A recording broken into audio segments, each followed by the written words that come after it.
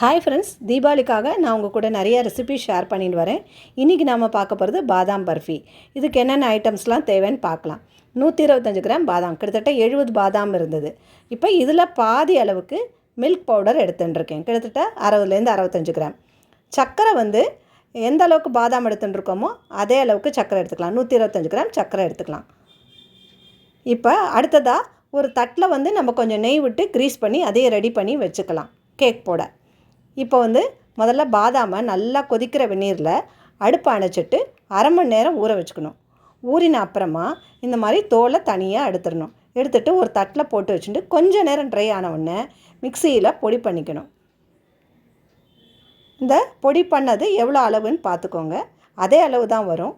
இதை எடுத்து தனியாக ஒரு பாத்திரத்தில் போட்டுக்கணும். இப்போ இது கூட நம்ம அரை பங்கு மில்க் பவுடர் எடுத்து வச்சுட்டுருக்கோம் இல்லையா, பால் பவுடரை இது கூட நல்லா மிக்ஸ் பண்ணணும். மிக்ஸ் பண்ணிட்டு திருப்பி மிக்சியில் ஒரே ஒரு பல்ஸ் விட்டுட்டேன்னா நல்லா ஃபைனாகிடும். இதை தனியாக ஒரு பாத்திரத்தில் ரெடியாக எடுத்து வச்சுக்கோங்க. இப்போ அடுத்ததாக நம்ம சர்க்கரை பாகு ரெடி பண்ணணும். அதுக்கு நான் அதே 125 கிராம் சர்க்கரை எடுத்து வச்சுட்டுருக்கேன் இல்லையா, அதை ஒரு பேன் எடுத்துட்டு ஒரு அரை கப்பு தண்ணி விட்டு இந்த சர்க்கரையை போட்டு நல்லா கொதி விடணும். ஒத்த கம்பி பதம் வரும். கிட்டத்தட்ட ஒரு 10லேருந்து 12 நிமிஷத்தில் ஒத்த கம்பி பதம் வந்த உடனே நம்ம இந்த பாதாமும் மில்க் பவுடரும் சேர்த்து வச்சுருக்கோம்ல, அதை பொறுமையாக கலக்கணும். அடுப்பை சின்னதாக வச்சுட்டு பாருங்கள், ஒத்த கம்பி பதம் எப்படி வருதுன்னு பார்த்துக்கோங்க. இப்படி கை வச்சு பார்த்தா தெரியும்.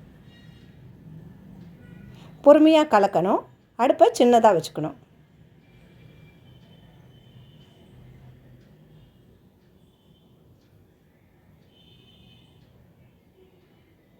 இப்படி நல்லா சேர்ந்து வரத்த கொஞ்சமாக நெய் விட்டுக்கணும்.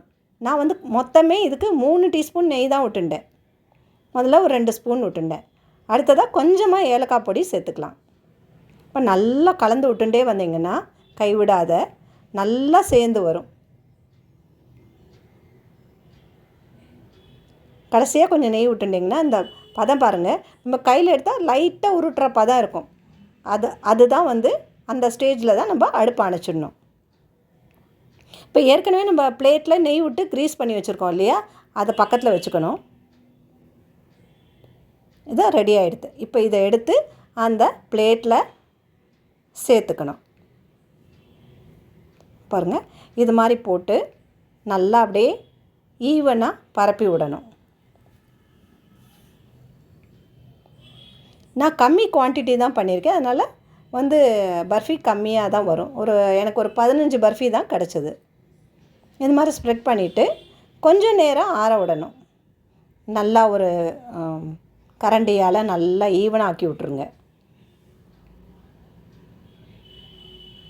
அந்த பர்ஃபிக்கு உண்டான பதம் தெரியாது பாருங்கள், மேலே பொறப்பரப்பரான்னு இருக்குது பாருங்கள்.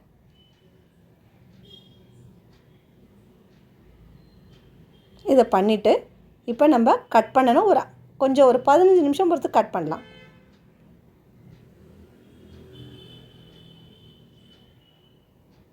கத்தியால் அழகாக நமக்கு என்ன ஷேப் வேணுமோ அது மாதிரி கட் பண்ணிக்கலாம். கட் பண்ணிவிட்டு நம்ம ஒரு அரை மணி நேரம் தனியாக கொஞ்சம் நேரம் நல்லா ஆற விட்டுடணும். ஆறின அப்புறமா இதை நம்ம என்ன பண்ணோன்னா, ஈஸியாக எடுக்கிறதுக்கு இன்னொரு பிளேட் இது மேலே மூடி அப்படியே திருப்பினோன்னா தனியாக வந்துடும் நமக்கு தட்டுலேருந்து. இப்போ நம்ம இதை கையாலேயே அழகாக இந்த பர்ஃபியை எடுத்துடலாம். ரொம்ப ரொம்ப டேஸ்ட்டாக இருக்கும். நீங்கள் ட்ரை பண்ணுங்கள். நான் கம்மி குவான்டிட்டி தான் பண்ணியிருக்கேன், ஸோ அது உங்களுக்கும் ஈஸியாக புரியுங்கிறதுனால. அவ்வளோதான், பாதாம் பர்ஃபி ரெடி.